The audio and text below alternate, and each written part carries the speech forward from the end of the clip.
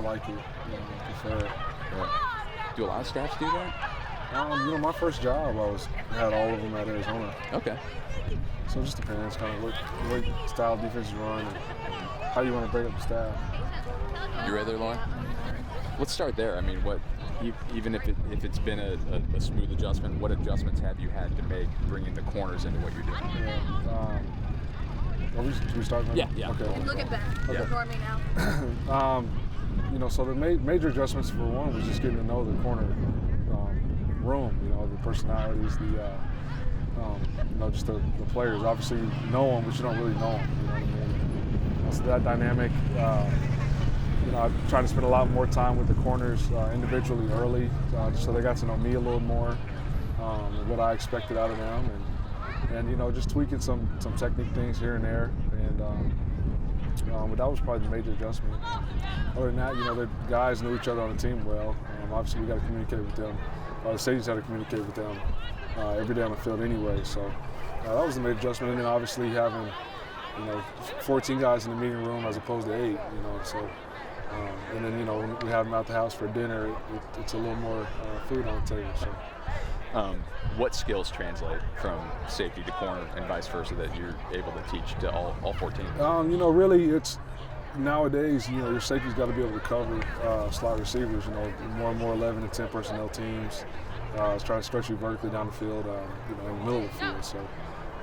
Just in terms of footwork, backpedaling and getting in and out of breaks, those are all things that translate.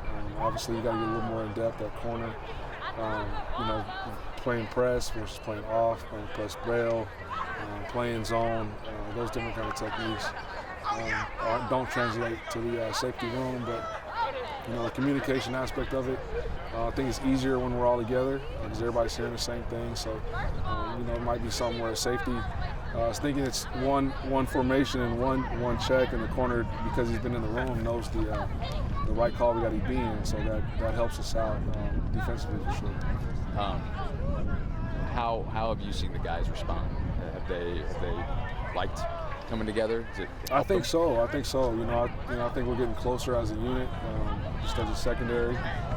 It's been more competitive for sure this spring. And guys are making plays. It's been fun. I'm enjoying having all the guys. I'm enjoying having my voice be the voice in the room, and everybody hearing the same thing, having the same attitude, and approaching practice the same way every day. Tell me about hands and how you work with guys to make their hands better so that they can take advantage of those opportunities to create turnovers. We do ball drills every day in practice. We open up with a pedal progression and an individual, and that's always involving the ball. And then every drill we do in Indy is emphasized, catching the ball with your hands, high pointing it, it's in the air, and tugging it and finishing on every play. So obviously, more interceptions you get, the better off you're going to be at winning the turnover margin. And, you win a turnover margin, you win games. So that's paramount. And definitely a point of emphasis for us this spring. It's ripping the ball out too, isn't it? Absolutely. We work that, and we've had turnover circuits. We did a drill today. We're tackling the second hand, going and stripping it. Anytime we get the ball out and get it on the ground and get our ball back to the offense and let those guys do what they do, the better off we'll be come season. How are you? Continuing to develop as a coach, and what are your main tenets? Like, what are the things that make you the coach that you are? I love the game. I love the relationships. I'm a teacher first. I really believe in explaining how to do things, explaining conceptually what we're doing.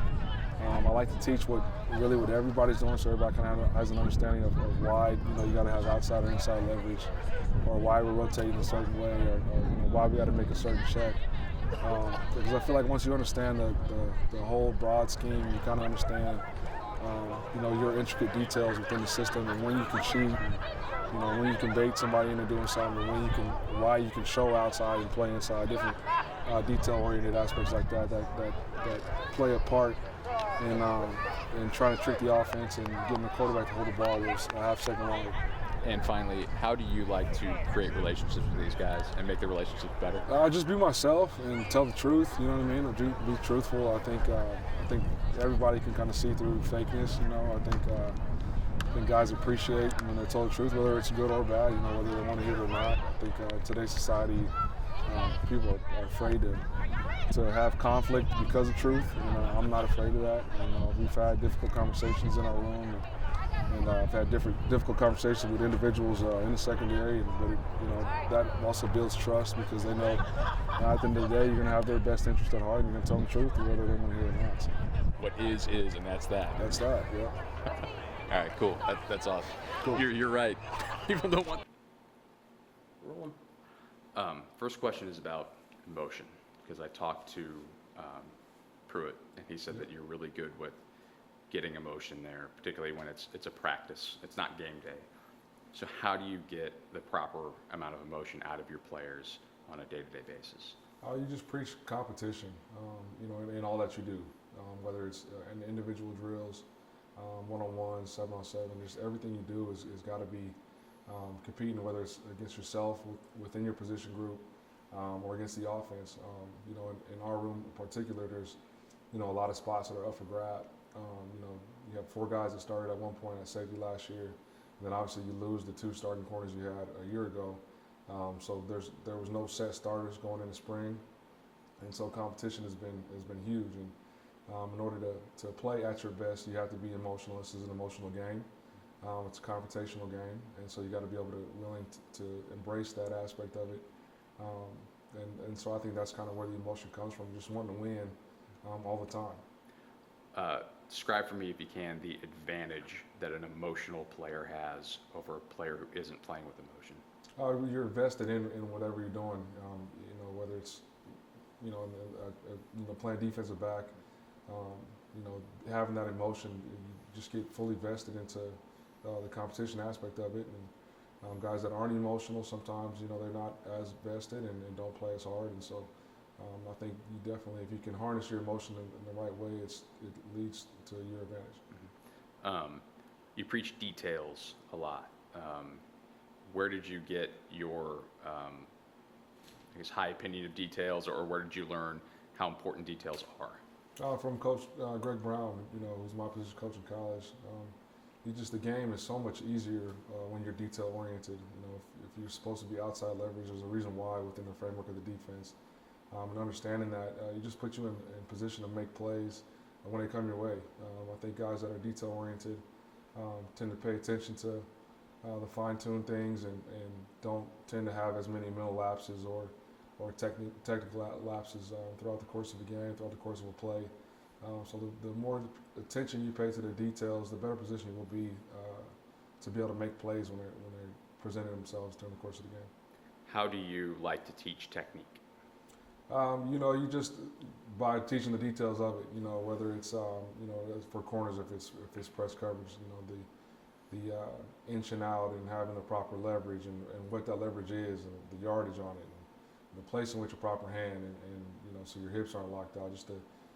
Just teach the details early so that they understand the importance of every little thing, whether it's step, like I said, or hand placement. It just allows you to play faster, allows you to be in a better position to make plays. One of the things Caleb told me that he already likes about you, working with you for a year, is you're out there, you're active, you're very hands-on. Why do you like to be hands-on? You just have fun with it, man. I remember, like I said, with Coach Brown when I played, he was hands-on, and the guys that he had helping him when I played, they were hands-on, and you just feel like you're involved more, and I think the kids, when they understand that you care about it and that you're having fun with it and that you're being competitive with it, just kind of feeds off and I think they appreciate that. It sounds like they do. What's some of the feedback that you've heard from guys, after they get a chance to work with you for a few practices or a couple years, that they feel like they really learn from you because of your style? Just like I talked about, just being a teacher first. I remember as a player, I appreciated that, and I've heard feedback from guys that I've coached in the past the same way, and just caring about who they are as people. My first job in Arizona, I still talk to a lot of those guys, and it's just fun to see them grow as people first, and then I got 2 guys that are still playing in the NFL right now, who've had great careers and over exceeded expectations, So I think just having a personal relationship with the guys too is something that players appreciate, and that's why I'm doing what I do. I enjoy the personal relationship aspect of it, and just being able to be a mentor and an advisor, whatever they need me to be, in terms of being able to help them progress in their lives and on and off the field, and be successful when they get out of here. When it's done right, like you're talking about, that relationship between a position coach and a player is built the right way. How does that trust feel between the coach and the player in your experience? It feels genuine when it's done the right way. And I think that just comes first and foremost from just telling the truth to each other. That's one thing I preach the first day of meetings is, listen, you're going to hear the truth from me whether you like it or not. I think in today's society, everybody tries to sugarcoat things and pat on the back, it's going to be okay. Well, it's not always going to be okay. We're in a results-driven business, and bottom line is, you got to see results. And football is a game where you can't hide. The film doesn't lie, and it's like I said, it's hard to hide out there in the course of competition. So, when we get to meeting rooms and guys, if I think you're going to be a first-round pick, I'll tell you, I think you're going to be a first-round pick. But if I think you can't play at this level, it's nothing personal, but I just want you to know the truth, and so that we can move forward.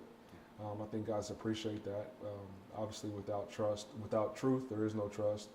And I think once we get through a course of a relationship and they find out I'm telling them the truth all the time, it lends itself to having trust, and those are the best kind of relationships. It seemed to me, hearing you talk about this, that this idea of, look, things aren't just going to happen. If you want it to happen, you have to make it happen.